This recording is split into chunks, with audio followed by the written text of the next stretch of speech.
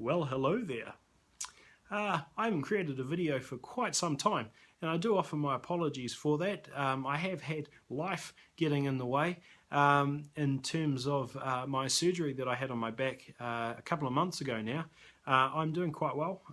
There's still things that I can't do. I can't lift heavy weights, well, I probably could, but I shouldn't lift heavy weights. A whole bunch of restrictions on my activities, but I'm doing pretty well. Let me just turn this off. Click.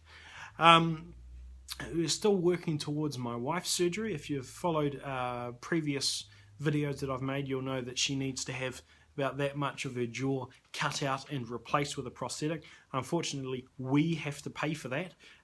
So I'm running an online fundraiser. The link will be down below. If you want to assist in that in any way, that would be immeasurably helpful. It's going to be 35,000 New Zealand dollars. So there's that, but I just wanted to show you guys a couple of things that I'm wanting to work on in the future. Firstly, I've acquired this. This is a Flugelhorn. It has the same amount of tubing as a trumpet and a cornet. It's just in a different size and slightly bigger proportions, even though the actual length of the tubing is the same. Unfortunately, this particular example is missing the tuning shank that goes here, whereas with normal trumpets you would have bits of tubing that you'd push in and out here for tuning it. Flugelhorns are different in that they have a little shank that fits in here and the mouthpiece pops into that. I tried using a trumpet mouthpiece because it physically fits in here, but unfortunately the trumpet mouthpiece tapers, and because there is little cuts in the middle down here to enable it to be tightened and loosened, it creates a lot of hissing noises and buzzing when I try and play. So I'm not going to be able to give you a demonstration of this today. But this instrument here cost me 80 New Zealand dollars. It looks a bit rough and ready, but it is very, very old. It was made in London for a company here in New Zealand called Chas Begg & Co Limited. I believe that is short for Charles Begg, who made pianos in the mid to late 1800s, first in Scotland and then in New Zealand. And I believe he operated a retail business where he had instruments made and he would retail them.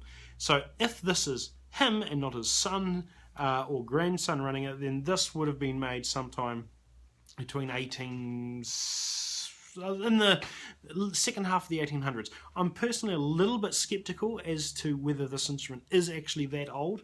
I have no doubt that it is very old, but whether it's that old, I'm not quite sure. It does have some beautiful brass tarnishing. You can see there with the outer silver plating is completely worn through and it's got brass there. But the valves all work pretty well.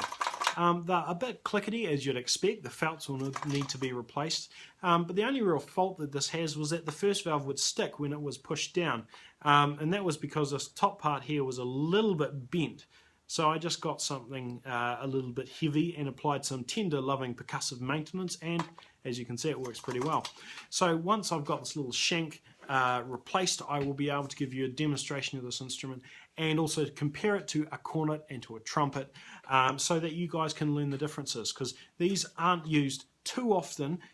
They're used in brass bands. They're a staple instrument in both the UK and the US brass band routine, and they're also used in jazz. Jazz trumpet players often use one of these instead of their trumpet if they're wanting something a little bit more wholesome sounding than the shrillness of a trumpet. So this is an instrument that I'm wanting to demo over the next period of time. And a second instrument I'm wanting to demo is a plastic fantastic. This is a Tromba plastic trombone. You can potentially see the brand there. Unfortunately, I'm not set up to record here, so there's massive light issues up there, and if I put my hand here, it'll reflect and ruin the image even more. But this is a trombone that's made out of plastic. Everything, I've put a metal mouthpiece in here because it plays better. Everything apart from the stockings is metal. Is plastic rather. The stockings are metal. Everything else is plastic. This is a second-hand trombone. It cost about a third of the price of retail. It is in second hand. It's a bit rough, but I'm going to create a video demonstrating comparing this to a metal trombone, a standard tenor trombone, and also my thoughts about the whole plastic instrument hype that's going on nowadays. But anyway, that's just a quick video to say where I've been, what I'm intending on doing well, I won't say the near future. It's going to depend on my ability to do these videos in terms of health and so forth. But the other things that I'm wanting to work on in the future. So anyway, thank you guys for sticking with my channel. It's great that I'm still getting, views, even though I haven't really put up a video for a few months. So I just want to say thank you all very, very much for your support. Have a nice evening.